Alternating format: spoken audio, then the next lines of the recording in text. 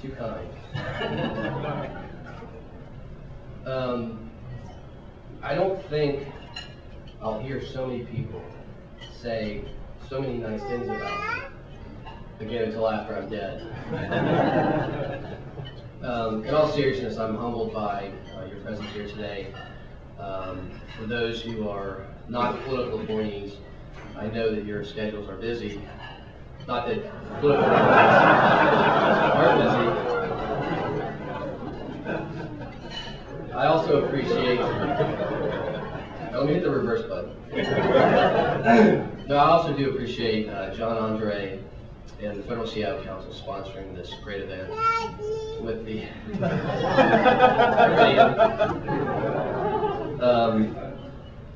I genuinely consider today to be not a celebration of me, but more importantly, a celebration of all of you.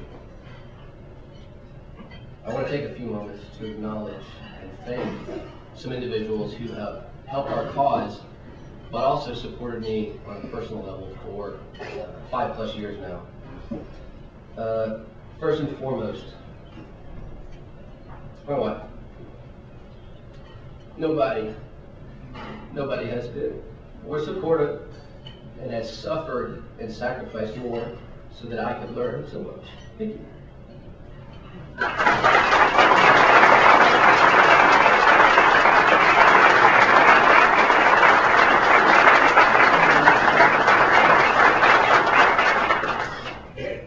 And while we're on the topic of my wife and my family, I thought this was as good of a time as any to announce the pending birth of our second child.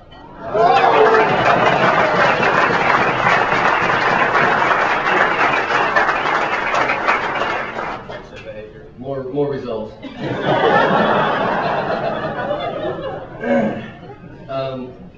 As you can see from my immediate and extended family, I am immensely blessed. I'm fortunate enough to have some very loving parents. Unfortunately, they can't be with us today. I did want to acknowledge and introduce my in-laws. Ed and Barb Kelly are here, as they have been here for me for many years. Thank you.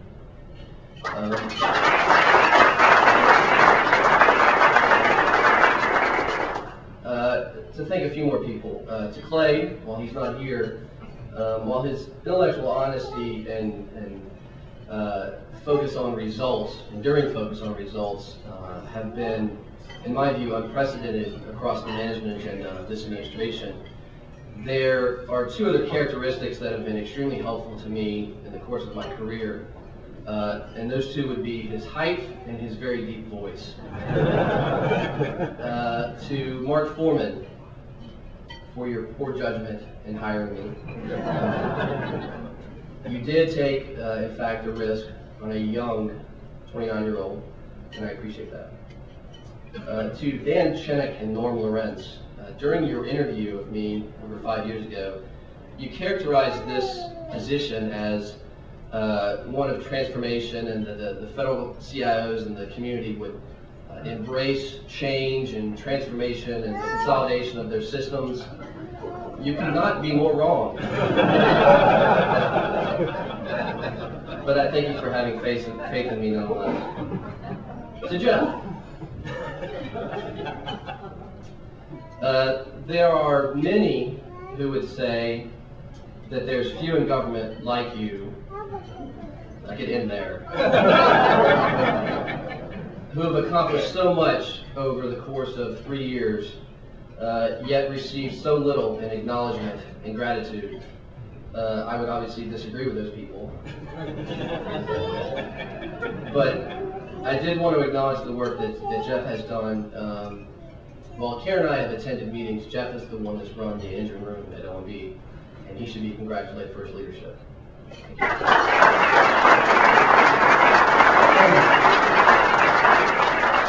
To Shamendra Paul for making enterprise architecture relevant. You have a very, very bright future at OMB. I will dearly miss our frequent discussions of IT strategery. To John Sindelar. Where's John? You do embarrassing. Dr. Sindelar. Simply put, lines of business would not have been possible without your leadership and your gray hair and your lavender suits and your very deep voice. Carol Bales, where's Carol? In the back. You effectively managed one of the most complex IT transformations in our government with HSPD 12. While it remains the most reviled initiative, I do admire your grace under pressure and your superb professionalism. And to the Touchstone Consulting team, they're at various points throughout the room. Kirk Swan is truly in a class by himself, a high class, I'll add. When I arrived at OMB, Kirk was one of our consultants, and now as I depart, he's a true friend. To Tim Wong, you are the most opinionated person I have ever worked with. You are as subtle as a woodpecker. Fortunately, you're right more than you're wrong. To Kathy Krzyzanowski, don't be surprised if you get a phone call from Deloitte Recruiting in the next 2 years. To Mike Howell, I hesitate to say very positive things about you because I don't want to taint people's perception of you. But I would just like to say that you are exactly what OMB needs right now. It's been an honor to serve with you. Dave, your optimism is infectious, and your leadership of the Seattle community is unparalleled. I'm as honored to call you a friend as I am a colleague. Thank you. And last, but certainly not least, Karen. Karen.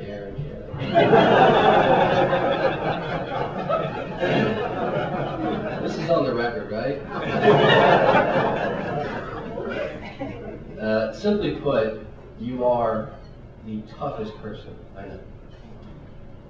You also happen to be the most considerate.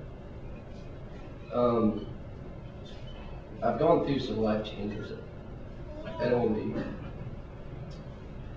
The marriage of Michelle, Reagan's birth, and Karen was there when many were not.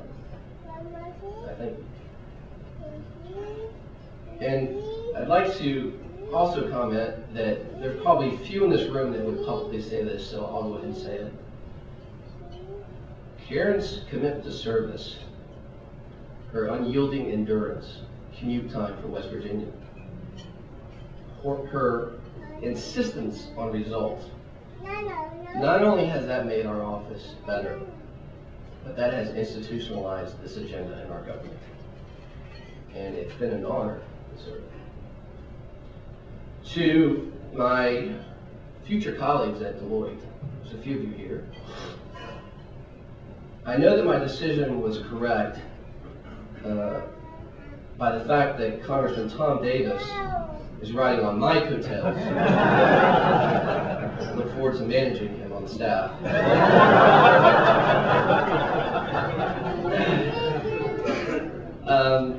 In recent months and days, there's been a lot of discussion about change. And I just want to say this and be extremely clear. You are the change agents in government. It's been my personal honor to serve. With each face I see here today, I have a story, most of them good. I also have a memory. I'll forever be grateful for your friendship and the enormous collection of shared experiences indelibly printed on my mind. In closing, our government has given me so many memories, so much life, and so much inspiration about our future. For over 5 years now, I've served as best I know. In our government, I found not only my professional life's calling, but I found my optimistic spirit.